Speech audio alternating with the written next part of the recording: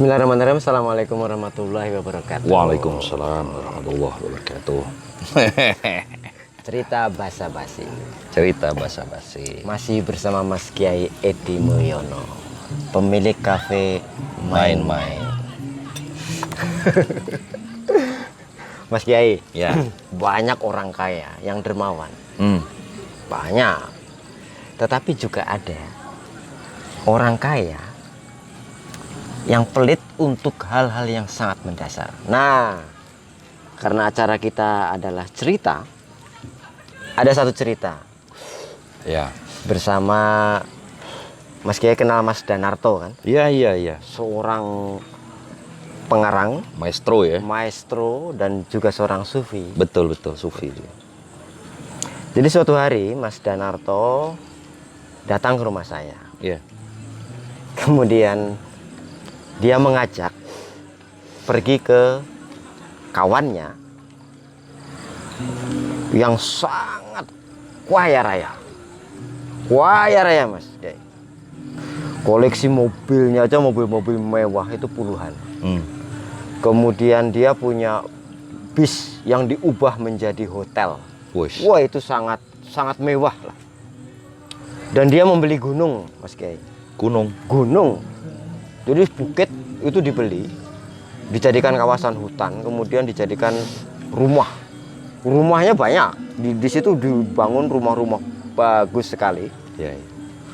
Jadi dari jalan raya sampai ke rumah utama itu dia membangun juga jalan aspal sampai ke rumahnya.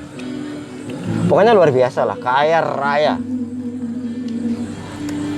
Nah, saya diajak ke rumah beliau.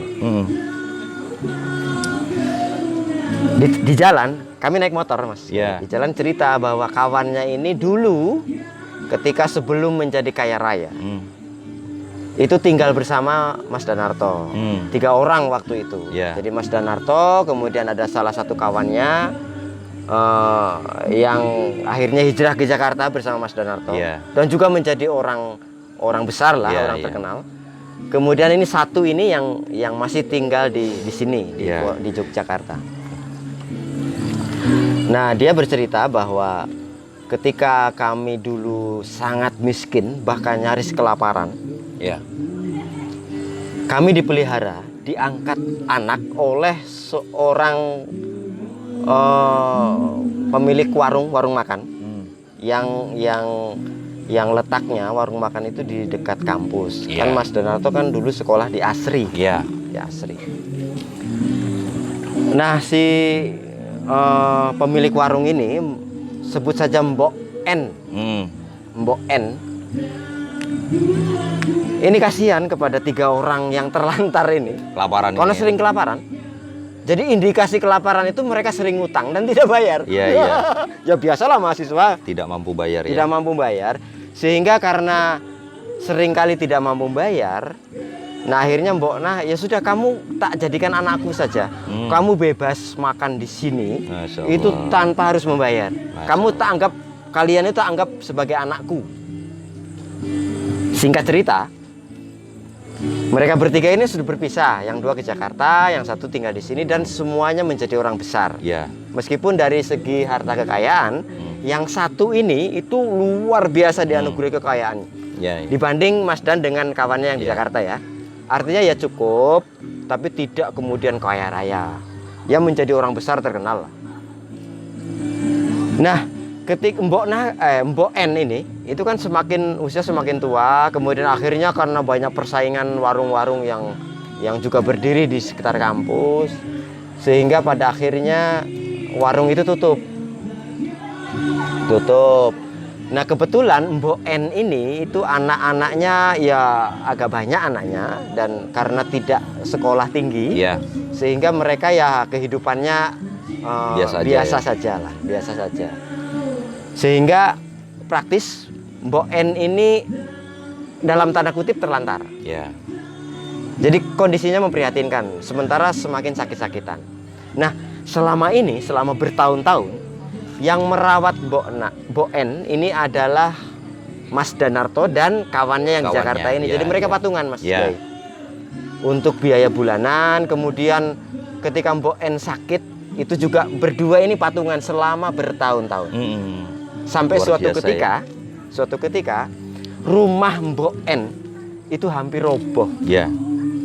Dan anak-anaknya tidak mampu ya. untuk membangun Ya. rumah Mboknya ini. Nah, makanya Mas Danarto datang ke rumah saya karena hanya orang ini yang belum, kata Mas Dan, yang belum membantu.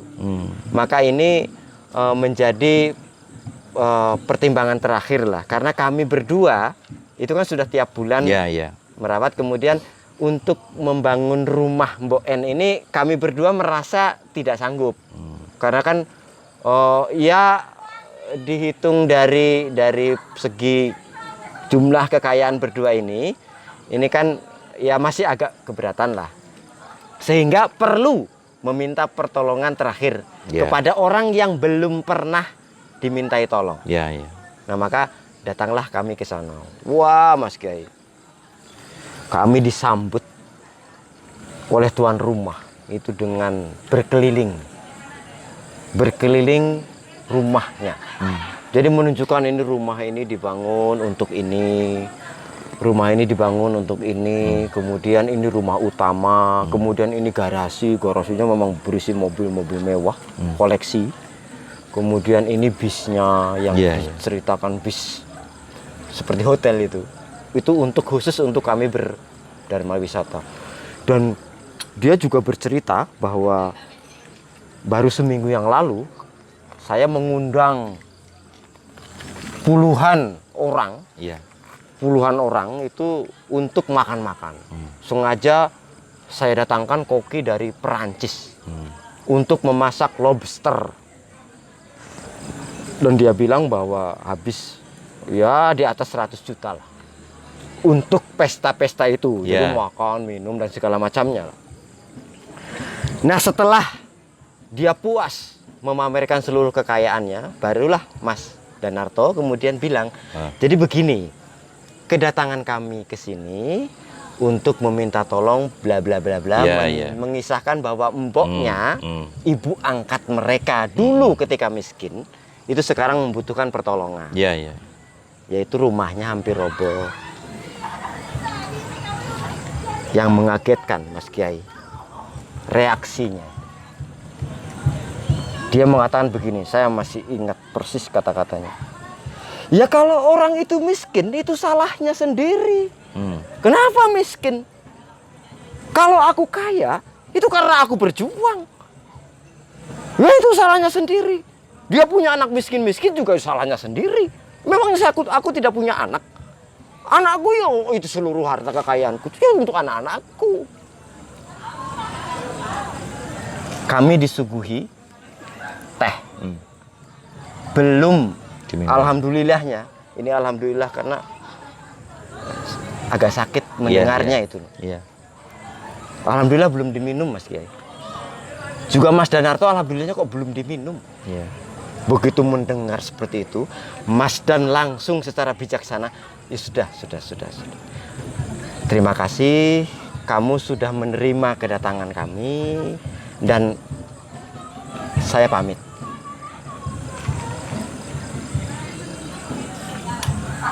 Di jalan, Mas Kiai. Jadi kan sebelum ke rumah saya itu kan melewati pesawahan. Kemudian ada sungai kecil, ada buk di situ.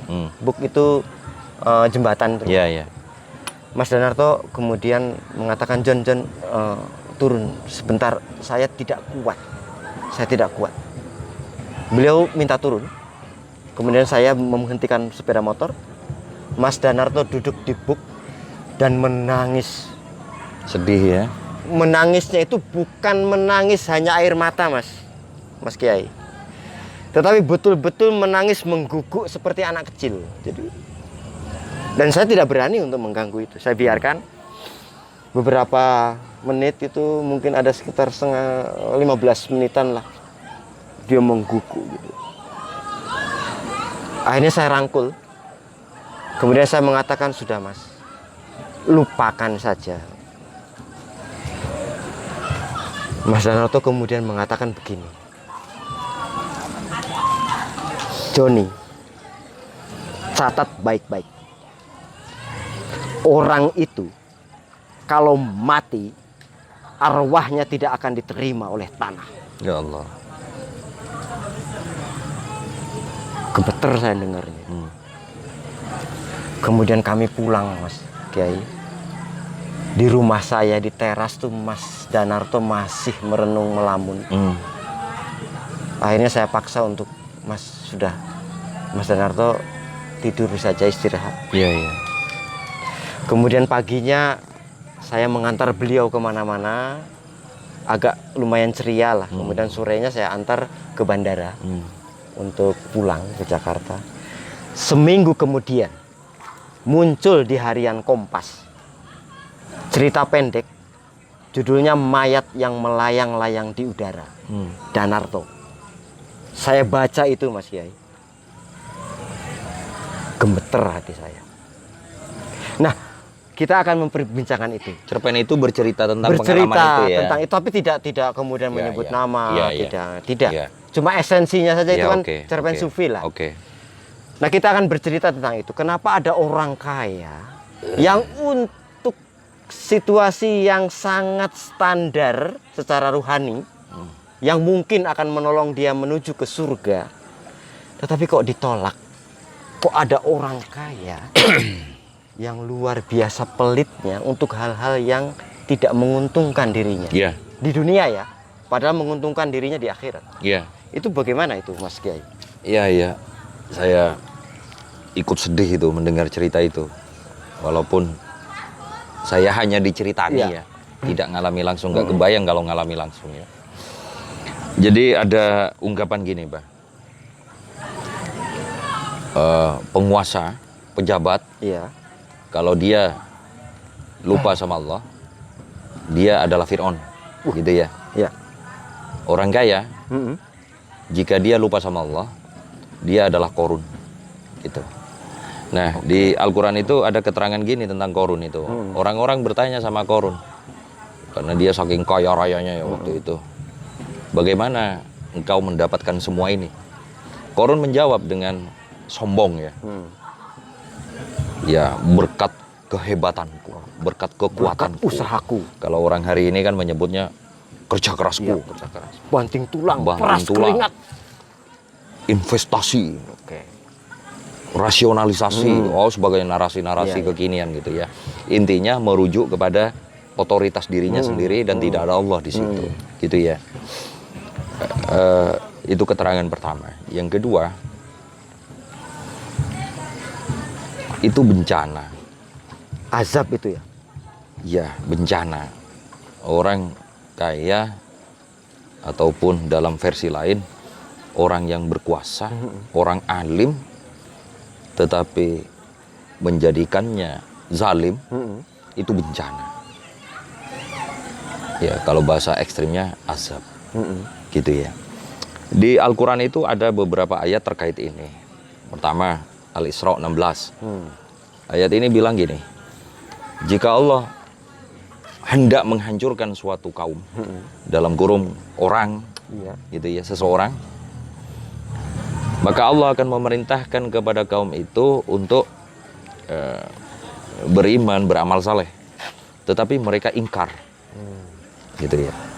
Mereka ingkar, maka Allah akan menghancurkannya, gitu kan. Itu satu. Yang kedua, tadi kita mengenal gini, ada orang kaya yang kekayaannya itu migunani tumraping lian. Ini adalah kekayaan yang diberkati, dirahmati sama Allah. Gitu kan. Ada orang kaya yang kekayaannya itu menjadikannya semakin menjauh dari Gusti Allah. Yang berlaku kepada dua orang ini berbeda dari sisi Allah itu. Gitu ya. Walaupun secara lahiriahnya sama-sama kaya. Kepada orang kaya yang migunani kepada orang lain, itu simbol bahwa migunaninya dia dengan harta kekayaannya itu menghantarkan dia kepada orang yang diberi karunia, kedermawanan, empati, peduli, dan sebagainya dan sebagainya. hatinya itu lalu tidak dikuasai oleh hartanya, bahkan hartanya lah yang berada di posisi lebih rendah dari dirinya, sehingga buat dia enteng saja untuk membantu orang, karena dia kaya, mampu, hatinya begitu mampu, gitu ya. Sebaliknya orang kaya yang lupa kepada Allah, gitu ya, dia akan semakin terkuasai, tertindih oleh hartanya. Indikasinya dia ini nggak akan pernah ngerasa cukup dengan seluruh hartanya. Jadi Akan terus serakah. kurang, dia terus Iya. kurang. Akan terus serakah. Maka bawaan psikisnya itu pasti ada kecemasan terhadap masa depan, walaupun dia kaya raya. Iya. Ya bagaimana orang bisa bahagia kalau hatinya selalu begitu, kan begitu. Jadi dia kaya tapi tidak bahagia. Hartanya tidak menjadikannya bisa duduk tenang, tentrem, hidup bahagia. Betapa celakanya hidup kayak gitu, kan begitu toh. Iya. Dulu aku yakin ini, di saat miskin, di saat belum mampu, pasti dia pengen bahagia. Nah, lalu memandang bahagia itu, pilarnya itu diantaranya adalah harta kaya. Ketika kaya beneran, dia tetap tidak bahagia. Kenapa? Karena hatinya yang bermasalah dengan Allah tadi itu. Nah, yang terjadi kepada orang begini, itu disebut dengan istidraj. Ayatnya begini. Walladzina kadzdzabu biayatina, orang-orang yang mendustakan ayat-ayat kami. Sanastadrijuhum min haitsu la yahtasib. Kami akan mengistidraj mereka. Mengistidraj itu meluluh, mengumbar dengan mengucurkan harta benda gitu. Menggerogoti. Sorry, maksud saya menggerogoti. Jadi orang kaya bayangin digerogoti. Gitu ya. Min haitsu la yahtasib. Tanpa mereka sadari. Gitu. Merasa dirinya semakin kaya. Merasa dirinya semakin kokoh perkasa, padahal pondasinya digerogoti. Wa umli lahum inna kaitimatin. Kami akan beri waktu kepada mereka. Semoga sadar maksudnya gitu kali ya. Sesungguhnya janji kami, ketetapan kami itu sangat kokoh. Nah, orang di istidraj itu cirinya begini. Kaya raya, jauh dari Allah. Itu istidraj itu. Oke. Gitu. Kaya raya. Makin kaya makin jauh. Makin kaya makin jauh, makin kaya makin serakah, makin kaya hatinya semakin pelit. Itu di istidraj. Cepat atau lambat akan jatuh tempo itu hukuman Allah. Bisa di dunia, bisa di akhirat. Masih mending lah kalau di dunia. Karena dia masih diberi waktu oleh Allah untuk bertaubat. Katakanlah begitu. Misalnya penyakit. Ya, entah diberi sakit, lalu misalnya nggak bisa makan sate, Ya, makannya kok hanya bubur. bubur Hanya atau boleh bubur karena yang lain berbahaya. betul, Itu banyak yang terjadi itu. makannya hanya daun-daunan. Padahal dia bisa beli macam-macam yang luar biasa yang dulu di masa miskin begitu dia impikan untuk dibeli. Sekarang mampu beli tapi nggak bisa makan. Loh, itu malah lebih. Itu termasuk bagian dari pengingat dari Allah gitu ya.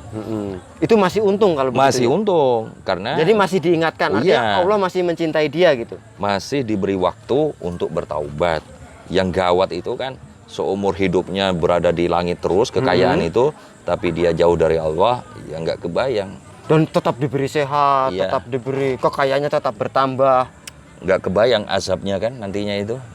Begitulah. Saya termasuk ya nun sewu ya, nggak habis pikir. Nalar saya itu, akal saya nggak mampu menjangkau bagaimana mungkin ada orang yang hartanya berlimpah ruah untuk sekedar membantu orang yang benar-benar berjasa dalam hidupnya seperti itu kok tidak dilakukan. Padahal itu mungkin hanya 1% dari kekayaannya. Oh, tidak Tidak ada ya. tidak ada 1%. Ada, apalagi 0,0 begitu. berapa lah. Itu apa sih? Apa sih? Nah, Kenapa ini ya? juga Mas Kiai, ini juga gini. Jadi banyak juga terjadi. Ini kan kita perbincangan awal tentang hal-hal yang esensial yang mestinya bisa mengangkat dia menuju surga ya.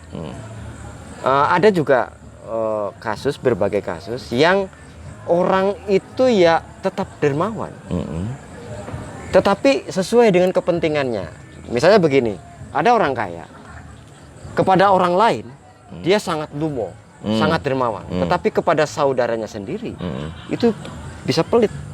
Bahkan banyak orang kaya yang yang masih saja membutuhkan harta warisan. Jadi ketika ayah ibunya yang membagikan harta warisan yang tidak seberapa itu, orang kaya ini justru paling ngotot untuk mendapatkan warisan.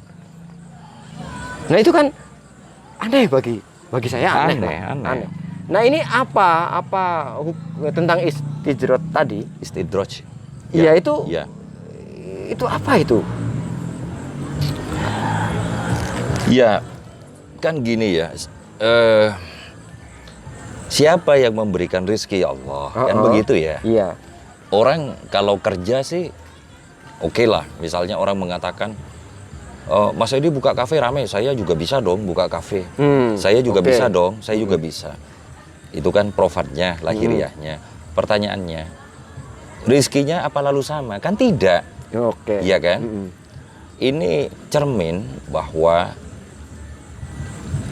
kalau sekedar kerja keras bisa ditiru, konsep bisa ditiru, tapi hendaklah selalu ingat bahwa rezeki itu otoritas Allah, kan gitu.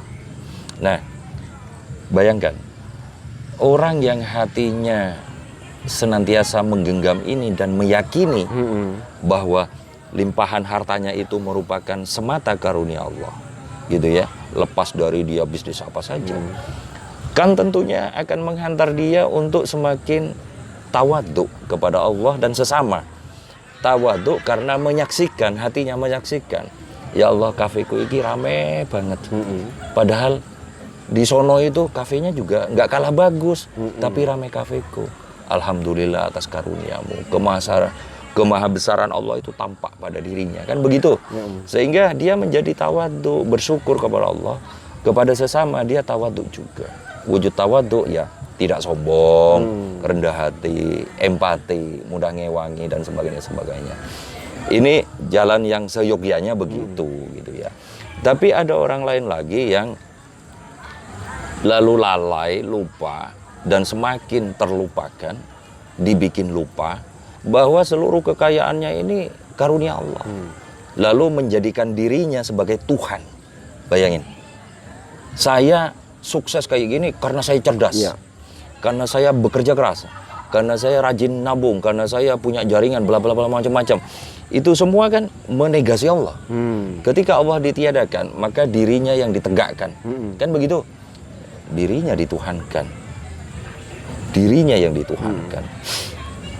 Arwa'ita man ittakhadha ilahahu hawahu.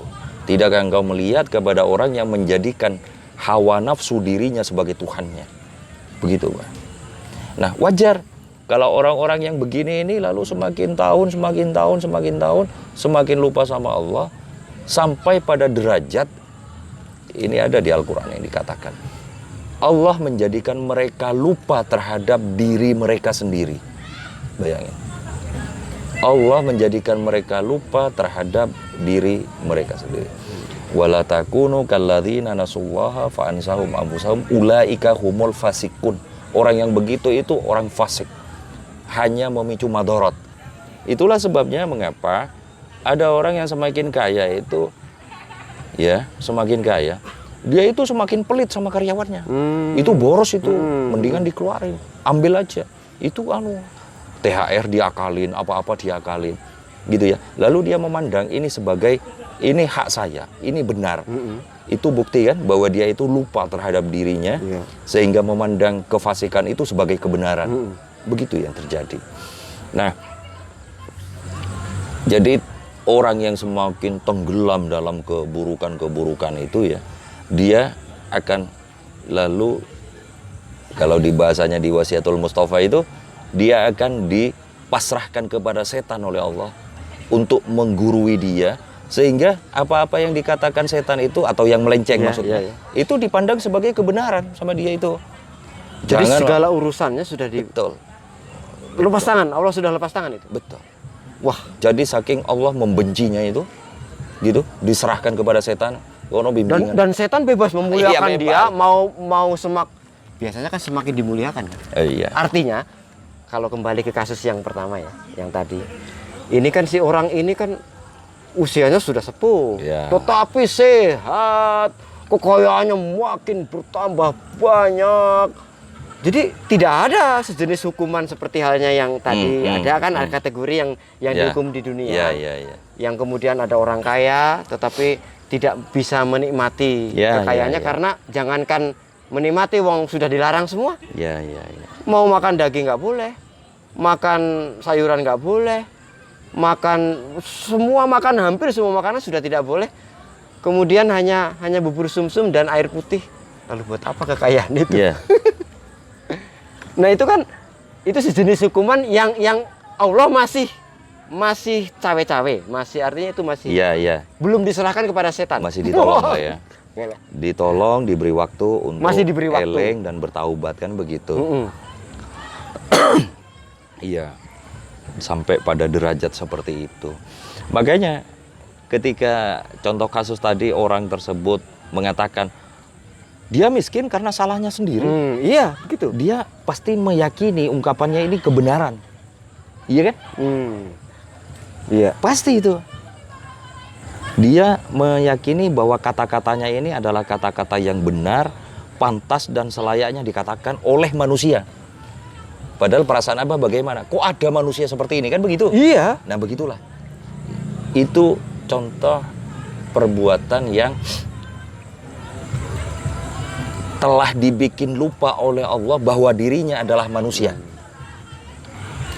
Sehingga produksinya keluar itu kefasikan, kerusakan, keburukan. Logika sederhana ya. Dulu zaman miskin bertahun-tahun dikasih makan gratis sama saya misalnya. Begitu suatu tahun kaya, kok masa bodoh terhadap saya? Cara kasarnya gini, kamu punya hati enggak? Kan gitu loh. Itu kalau manai manungso, tapi dia dengan enteng mengatakan dia kan miskin karena kesalahannya sendiri. Nah gitu tuh, hatinya nggak lagi bekerja selayaknya hati manusia. Inilah yang disebut dengan Allah menjadikannya lupa terhadap dirinya sendiri, bahkan kepada dirinya sendiri dia lupa, apalagi kepada Allah. Terima kasih Mas Kiai. Kok agak menyedihkan ya? Iya. Pengeleng lah buat diri kita ya, pengingat-pengingat. Baik. Cerita basa-basi. Kita bertemu di episode berikutnya. Assalamualaikum warahmatullahi wabarakatuh. Waalaikumsalam.